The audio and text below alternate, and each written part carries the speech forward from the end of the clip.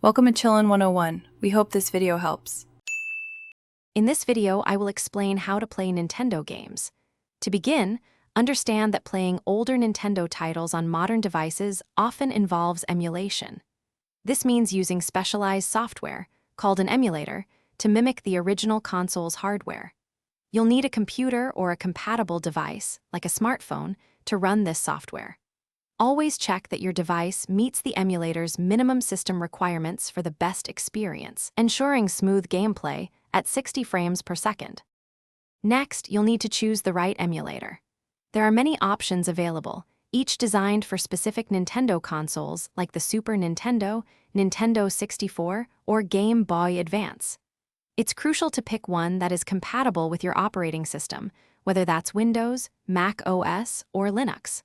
Look for emulators that offer features like easy save states, robust controller support, and options for graphical improvements to enhance your gaming experience. Once you have your emulator, the next step is to obtain game ROMs. These are digital copies of the original Nintendo game cartridges or discs. While you can legally create ROMs from games you already own using specific hardware, many people find them online. It's important to be aware of copyright laws regarding game ROMs. Always ensure the ROM file format, such as NES or SFC, is compatible with the emulator you've selected to avoid any issues. Finally, it's time to set up and play your games. First, install the emulator software on your device. Then, open the emulator and navigate to its settings to configure your game controller. Most emulators support a wide range of USB controllers.